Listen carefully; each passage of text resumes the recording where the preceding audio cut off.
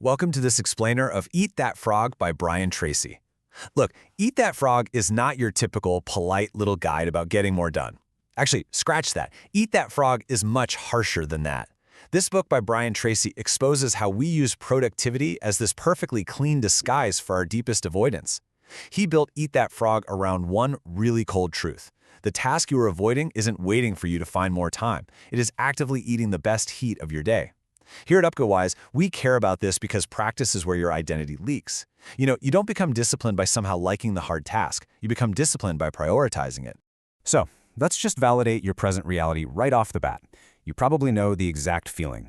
Your inbox is clean, your to-do list is beautifully organized, and man, it feels like discipline. You tell yourself, hey, I'm just warming up, or I work so much better after all the little things are out of the way. And I get it, that sounds incredibly wise. But a polished checklist can completely hide your mechanism of avoidance. That squeaky clean inbox, yeah, that is actually where the frog learns your schedule. You usually face two choices when you start your day. Option 1, clear every single small task first. Or option 2, wait for this mythical, completely clean block of time later in the afternoon. Now your expert logic makes complete sense on the surface. You might say small tasks reduce friction, or that chaos just must be cleared before deep work can start. But let's be real. Both of these really mature-sounding choices are secretly asking your comfort to approve action before you begin this book's actual work. And the frog, it never agreed to that deal. Let's look at a key quote from this book. Activity took payment. Progress did not arrive. By late afternoon, the evidence is pretty plain, right? The counter is spotless, but the frog is sitting there untouched. You feel incredibly busy, but you absolutely do not feel relieved. And that lingering feeling? That is the undeniable receipt that useful delay is literally still just delay. Activity took your energy, but progress never showed up. So, what does this all mean? Well, the master idea of this book isn't about magically finding more time. It's about assigning your first heat to the one task that actually changes your future. Time isn't the main scarce resource here. Morning courage is. Your attention only has one first serving. Self-management really just means assigning that peak attention before your appetite wakes up and starts arguing with you. Think about it this way. The counter was never the meal. You have to stop scrubbing the kitchen counter and endlessly refining your organizational systems when your highest consequence task is still just sitting there waiting. The meal is the proposal, the draft, the hard decision.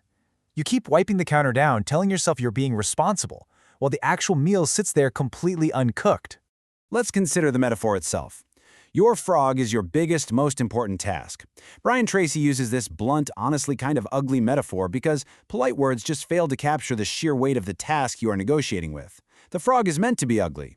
If it were pleasant, you wouldn't need a method at all. You just need a chair and a decent mood. Picture your main task sitting there right now. A cold frog on the cutting board. This is our anchor. You don't debate it all day, you don't decorate it, and you certainly do not let the smaller tasks take a vote on whether it gets done. You have to cut the one thing that makes the rest of the kitchen honest. So how do we actually make this happen? Brian Tracy's instruction is brilliantly clear. Think on paper. To strip away the camouflage of a so-called busy work day, this book insists on making the invisible visible. You have to plan your cuts before the kitchen even opens. Put the frog right where your eyes can see it. Just don't let planning become a fancy sauce that makes delay taste more refined, To execute this, you use Brian Tracy's ABCD method as a sort of sorting knife. Basically, you strip away the smaller consequences until absolutely nothing but the A1 task remains on the board. A means high consequence, B is a smaller consequence, C is no real consequence at all. By stripping away literally everything else, the deeper question is finally answered. Which task has actually earned your first heat? And then we arrive at the core directive. Take action immediately. Once that A1 task is isolated, you have to make the first cut before the kitchen fills up with crumbs and your appetite starts trying to argue with you. The rule is brutally simple. Decide before the appetite hits and start before the kitchen fills. Now the goal isn't to finish the massive meal in one giant bite. It's to leave a visible wound on the task as proof that your avoidance spell is finally broken. Just open the file, write the first terrible line, make the phone call. The frog doesn't need to vanish instantly. It just needs to stop ruling your day untouched. This forces a really quiet, slightly uncomfortable reality check. Ask yourself, if your first hour was filmed, Would the viewer know what mattered? If the answer is no, then your day is being edited by comfort rather than directed by consequence. It reveals exactly what you do when value and discomfort are forced to share the same plate. When faced with this realization, you might try to solve your self-sabotage by choosing one of two paths, either building a better system before starting or forcing yourself with guilt. Well, actually, scratch that. Both of these paths miss the mark entirely. Avoidance isn't solved by building a prettier kitchen, and it definitely isn't solved by turning up the volume on your inner critic. The truth is, sequence beats guilt. Avoidance isn't solved by emotion or finally achieving some state of perfect readiness. It is solved by a rigid sequence that completely removes negotiation from your first hour. You simply cannot outsource the first cut to your mood, because let's face it, the day almost never feels perfectly ready. And this brings us right back to that visible wound. It is concrete proof the hard task is started, which ends the internal argument about who is in charge. And here's the true payoff.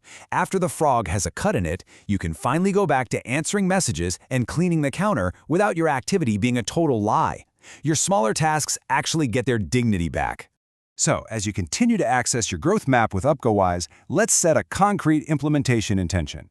Before tomorrow, when the workday opens, write one frog on paper and work 10 minutes before checking any messages. Circle one A1 task, open it up, and set a 5-minute start block. Guarantee the frog gets your absolute first heat. As we wrap up this explainer, I want you to carry this final question with you. What do I clean to avoid cutting? Remember, each morning trains either a person who cuts or a person who polishes. It's time to end the argument about who is in charge of your day. Eat the frog before it names you.